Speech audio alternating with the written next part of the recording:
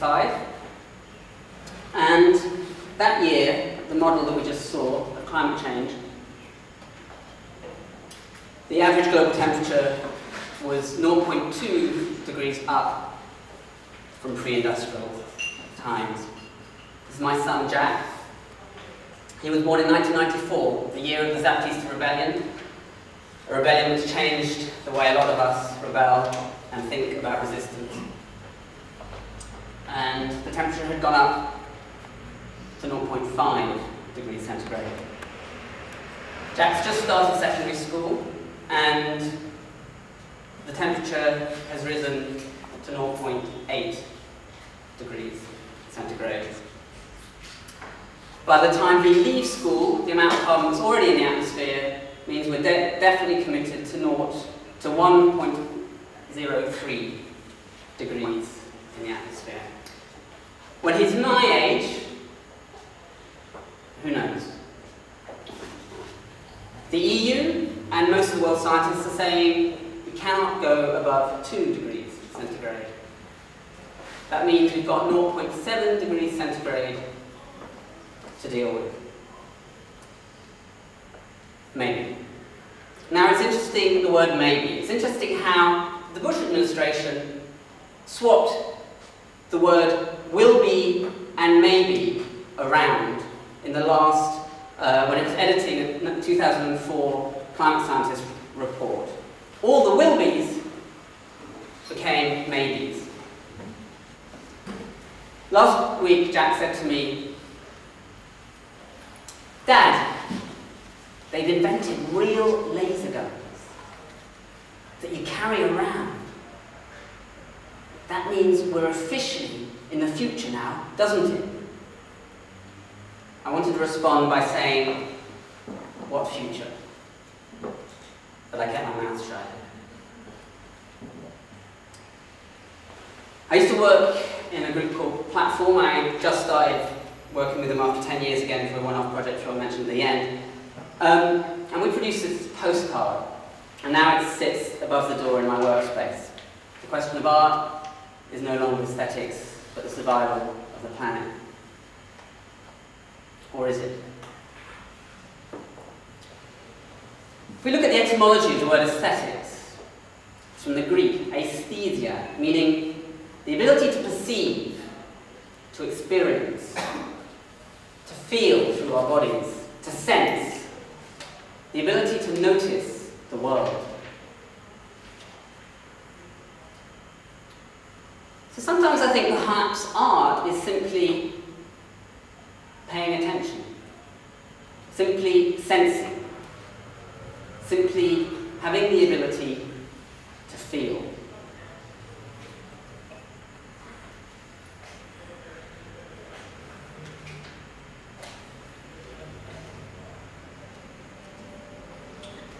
It's Wednesday morning, and I wake up to the distorted crackle of radio news. Yesterday, another 60 people were blown up in Iraq. This morning, another 23 bodies were ripped apart. I feel the cold air on my waking skin. A new report is out. Top climate scientists suggest that the Earth is heating up much faster than they predicted a few years ago. In fact, twice as fast. The ice sheets are not just smelting now, they're breaking off in huge chunks. The Gulf Stream is slowing down, and some even suggest that temperatures could rise by 11 degrees centigrade. Remember the 2 degrees. I put the kettle on the hob, I look at the blue flames, I smell the gas. I check my email. Last week I was invited to give a keynote talk at a conference entitled Artist of Conscience. They offered me £1,000, very nice, a flight to Canada, lodging.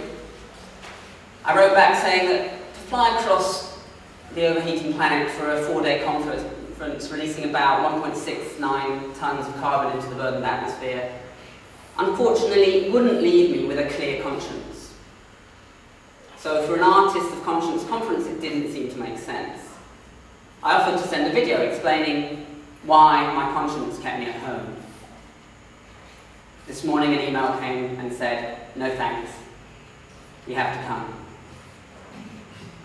I wake Jack up. He doesn't want to go to school. We listen to a few birds chattering outside, and I remember the tree sparrows when I was young, when I was his age. But since then, their numbers are down by 95%. And I wonder, who will it be who hears the last final call of the very last tree sparrow? The US ambassador to the UN, John Bolton, during the UN negotiations recently, suggested that the phrase respect for nature should be cut from all outcome documents. I take my son to school, and outside the tube station I look at people in suits going to work in the city, and I wonder what it must feel like to believe that the market is God and that it will save us. And I wonder what the city will look like when climate change and resource depletion and peak oil have hit hard and this fragile civilization collapses.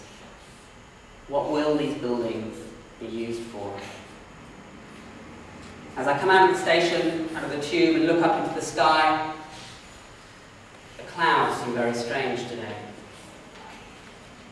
Last Sunday, an incredible anti-car and cycle activist artist, a friend of mine from Poland, climbed onto his balcony and he jumped. Kropotkin said that despair never creates a revolution. And I wonder what revolution was in my friend's head that shifted him from the optimism needed to be an activist to the despair that made him jump. Last night I couldn't see any stars. They say by 2020 no one will be able to see any stars anymore. That's if the lights are still on.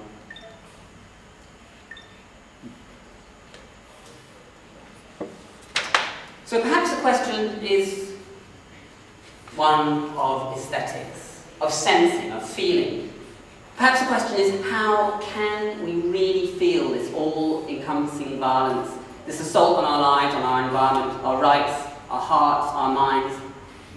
How can we comprehend with our gut this insane attack on all that is living by a system that prioritizes things, abstractions, money? Many of us pretend that it's not happening. We distract ourselves just to get through the day. We do everything we can to forget. Thou shalt pretend that nothing is wrong. That's the creed of the market. That's the creed of the market that is God.